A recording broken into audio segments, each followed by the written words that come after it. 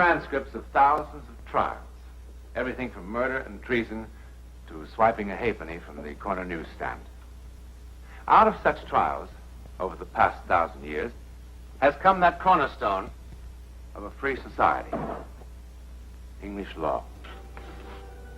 English law. The essence of all that is solid, substantial, and practical. But what about this trial? It was held in the Assize Court here, in the County Glamorgan in South Wales not so long ago. Solid, substantial, practical. Yes, if you believe in ghosts. It all began here, in the village of Llandefni, which lies in a typical Welsh coal mining valley. The stone-built, slate-roofed cottages follow the contours of the dark hills. On Sunday mornings, the pit heads are silent. But up and down the valley, the chapels are in full throat.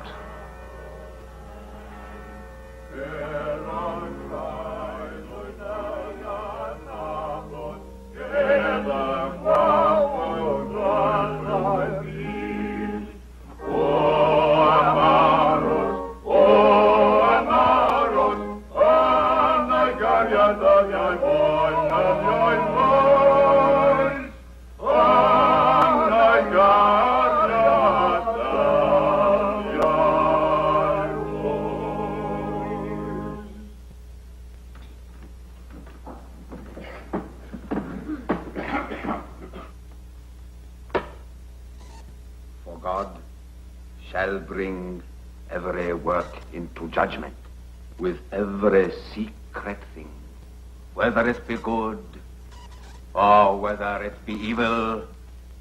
Those words, brethren, were written many years ago in a land far distant from the land of our fathers. But do not delude yourselves. They are as true of latter-day Llandefni as they were of Sodom and Gomorrah. Oh, yes. Yes, indeed. There is a time for comfort. Oh, yes. But there is also a time when the word of the Almighty brings not peace, but the sword. Are we not... As Dr. Evans was finishing his sermon, the town hall clock began to toll the hour of 12. It was 12 noon in the chapel. And of course it was also most certainly 12 noon a mile and a half away, where Police Constable Josh Jones was making the rounds.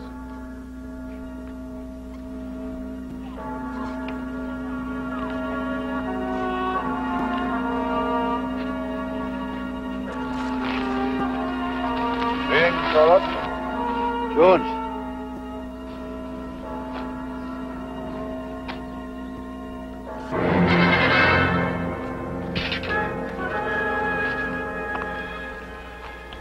Jones, I want you to come with me.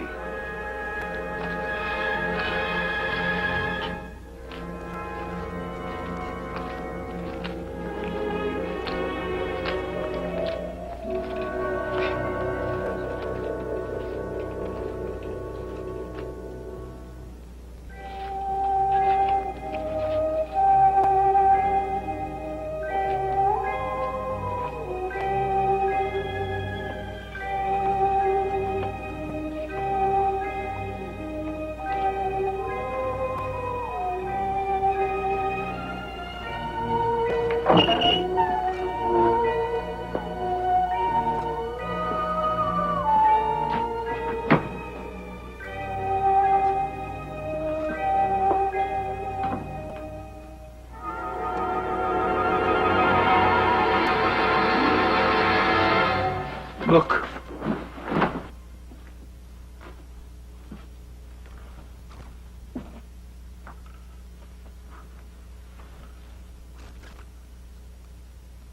Rose Maddox Station.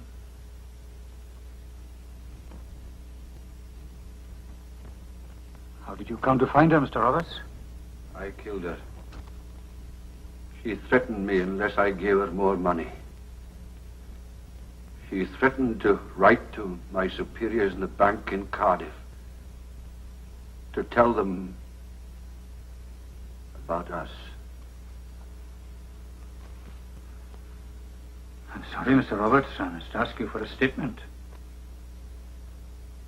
Inspector Pugh would want it in writing.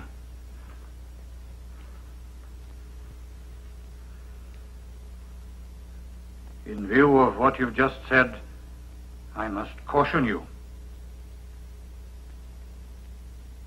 Mr. Roberts?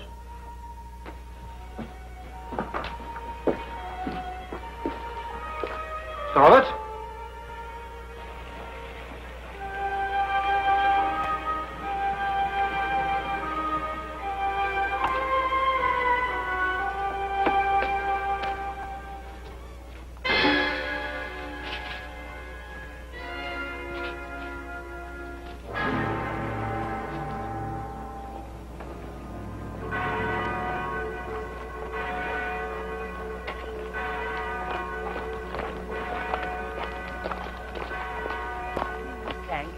Thank you for your great words, Mr. Evans. Yes, very powerful. Oh, go on with you, man. You were dozing all the while. Oh, no, I heard every word.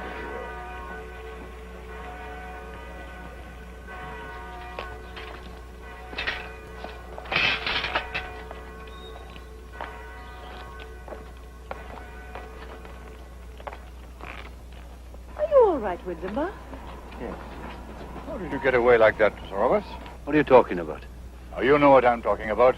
Now, you better come along with me to the police station if you don't mind. Why? Joking or something, Jones? Now, if you don't mind. You gone mad? Now, are you coming? Have I got to take you? Don't be so ridiculous, man. Very well. Sorry about this, Mrs. Roberts. Dare you, man? All right, come along.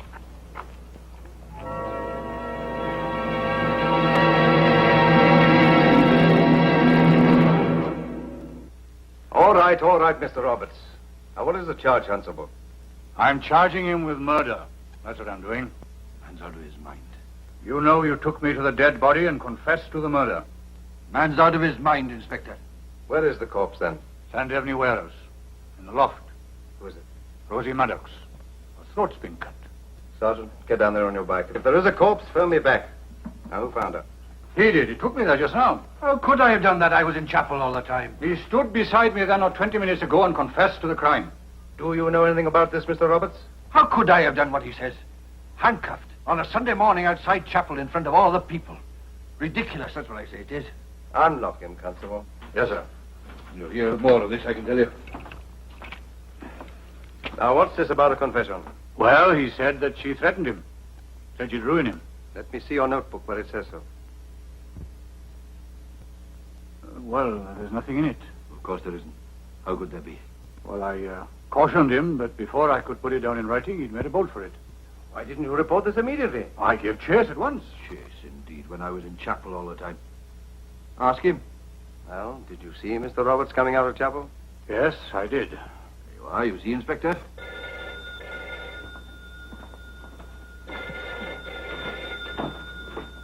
Inspector Pugh?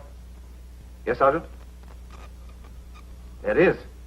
Well, telephone Dr. Prothero at the golf club and stay there till I come. Don't let anybody in. Don't touch anything. Well, there's been a murder, all right.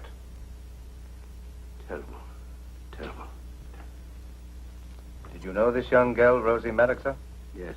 Yes, I did. Not to speak to, of course. She wasn't a customer at the bank, of course. Have you ever been in the premises referred to? Yes, many times.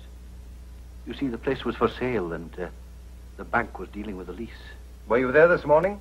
Good heavens, Inspector, you out of your mind. I was in chapel, I tell you.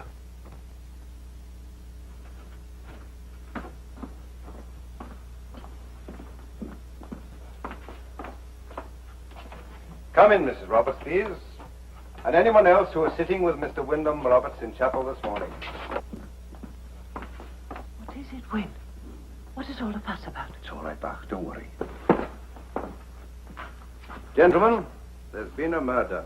Murder? But who? I want you to tell me if Mr. Wyndham Roberts was sitting with you in chapel this morning. Why, yes, certainly. We sat together in the same pew. We always sit together for Jehovah. For the singing, see? Was Mr. Roberts there the whole time? Oh, yes, yes. We met outside before it started and went in together.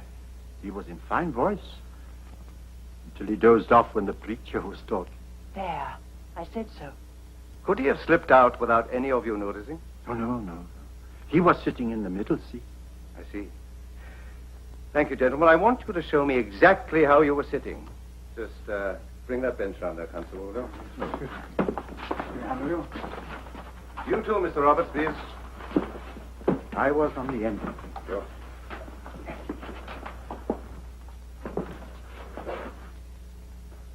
Can I render any assistance?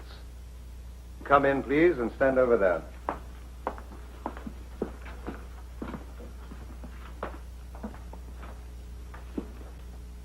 Now, where were you sitting, Mrs. Roberts? Directly behind him. I see. And where were your wives? In the pew behind, of course. Now, could it have been possible for you not to have noticed Mr. Roberts coming or going? No, because the thing of the Certainly job... not. Certainly not. Most attentive they were throughout. Except for Mr. Roberts, who slept through most of it. I'm sorry about that, Doctor. Without any sin at all, he must be to sleep so innocently. So there can be no doubt at all that Mr. Roberts was there the whole time. None whatsoever. Thank you, gentlemen. You can go. You too, Mr. Roberts.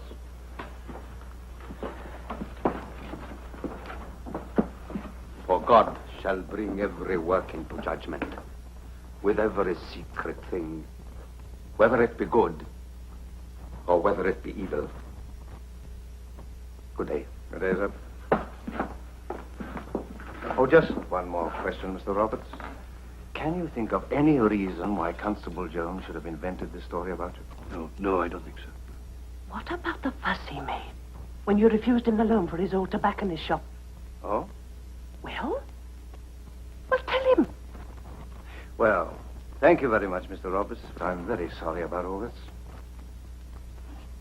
Mr. Roberts, you and I have known each other for a very long time. You know that I'm no liar. You know you took me to that dead body. And you told me that you killed her. How could I have? As for you, Josh Jones, a letter will be written, don't you worry. Big damages you will have to pay.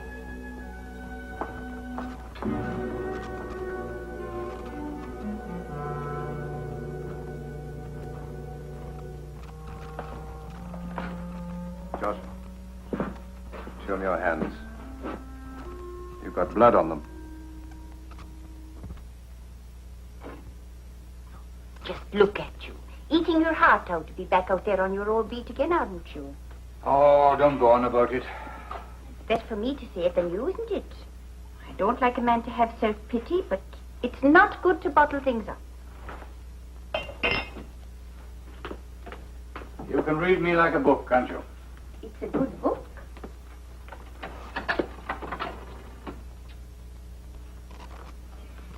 Ah, well. Pity about that little tobacconist shop, isn't it? Not much chance of a loan now. It's a good thing if you ask me. You'd only have smoked up all the profits. Funny how things change, isn't it, when you come to think of it? 25 years I've been peddling up and down this valley, and everyone my friends. Josh, I'd say, you may not have it in you to be a sergeant, but you've got 1,000 friends. And there's many a sergeant and an inspector would be glad to be able to say that. Well, look at it now. It's not only me that's suspended, it's my friends as well. Oh, I know they smile at me with their mouths when they see me, but then when I pass, they nod and murmur among themselves as if I was the murderer. Don't you get so down in the mouth, man. Sooner or later, they're bound to find the man who did it. It was Roberts. You believe me, don't you? You've never told me a lie in 24 years, Josh. Why should you lie to anyone else? But you never found me out. Ah, you know, it's a strange business.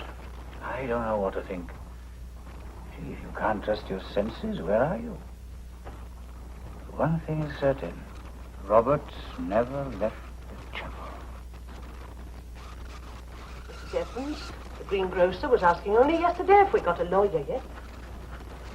Emily and Lisa Flandassi are very good, she said. Yes.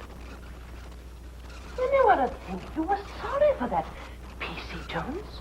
One has to learn forgiveness. One has to learn to be merciful. No mercy is showed to you or to that girl. Everybody's saying it. Say what? Who was it found the body? There was blood on him. And Mrs. Evans, the washing woman, saw him talking to the girl only the day before. Gossip it is, that's all. And I don't want to hear any of it. But it's you he tried to blame, to take the suspicion from himself. Be quiet, woman! What is it, Wyndham? Oh, it's only a tiny cut. I'll get some sticking plaster. What is it?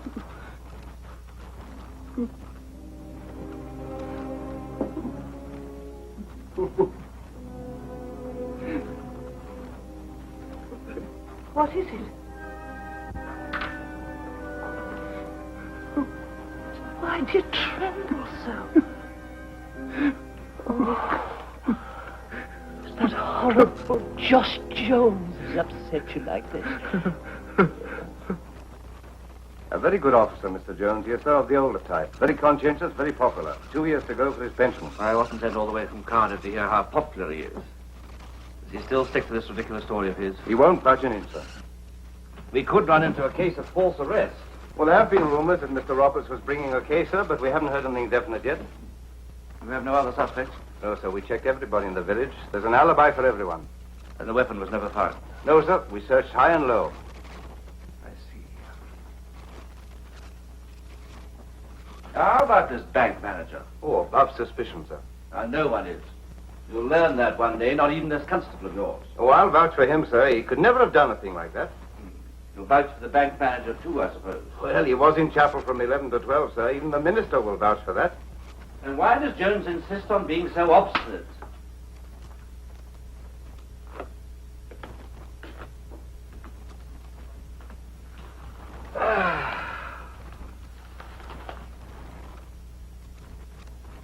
Josh, that's about the 12th time you've read that paper.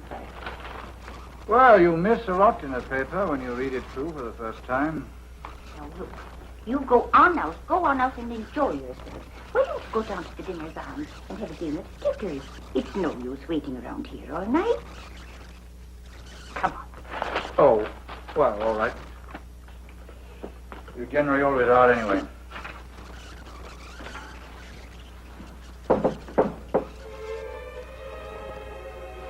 Well,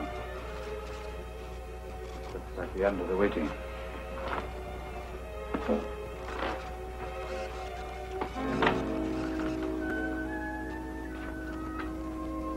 Just a moment, Sergeant. I get my helmet.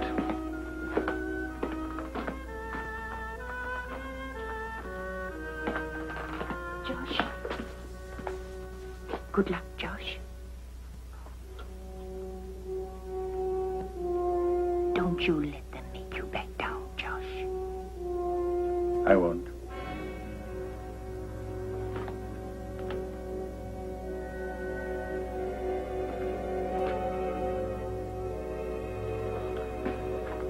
Right, Sergeant.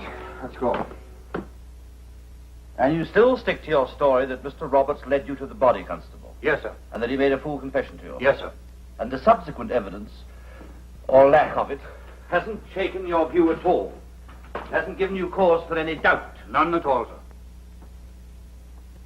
You do know what you're saying, huh? Yes, sir. I am saying that what I saw and heard is the truth. The whole truth and nothing but the truth, so help me God. And you won't admit the possibility of any error in your statement? No, sir. Even though there isn't a shred of evidence to connect Mr. Roberts with this crime? What do you expect me to do, sir? Say that I was mistaken? Say that I didn't see Mr. Roberts standing there, or hear him speak to me as close as he was standing to me now? So that you can send him a letter of apology from the chief constable of the county and brush it all under the carpet like a bit of dirt? I'm sorry, I don't mean to be disrespectful, but I won't do it. Then what do you suggest, Constable? Well, perhaps it would be best if I resign. I'm only worried if I do that, people will think that I was admitting to a mistake. I don't like to force your hand. But you're doing it all the same, is that it? Well, since you've made the suggestion of resignation, there need be no mention of the circumstances. Your pension will be payable, subject to a pro rata reduction for the last 2 years. I see. Resign with the pension or be kicked out without one. Is that it? I'm only trying to help you. I don't need any help to tell the truth. All I want to know, sir, is do you believe I'm telling the truth? I think you had an unfortunate hallucination. Well, in that case, sir, I'm not resigning. And the devil can take my pension. Why, Roberts. Evening, Mr. Roberts. Can I help you? I want you to come with me.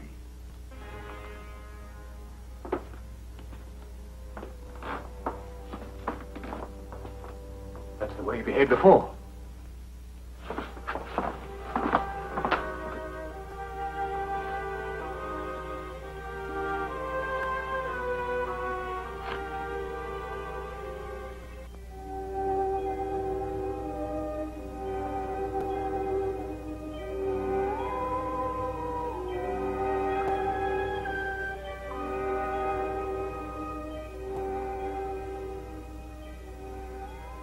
Now am I to be believed? Mr. Roberts, I must caution you that anything you may say...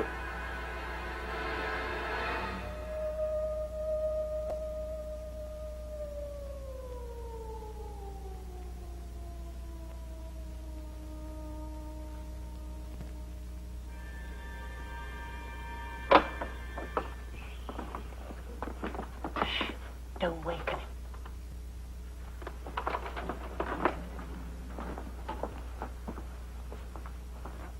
How long has he been asleep? Oh, for about an hour. He put on his coat and said he was going out. And then changed his mind and began walking up and down until he was exhausted. Then he sat in this chair and finally went to sleep.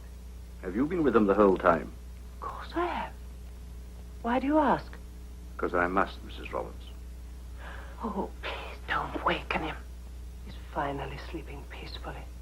Most of the time he tossed and turned and muttered and groaned as though he was having a most frightful dream. And then, 20 minutes ago, a complete change came over him. Suddenly his face relaxed, and he became calm, like he is now, the darling. As though a great weight had been lifted from his very soul. As though a weight had been lifted from his very soul.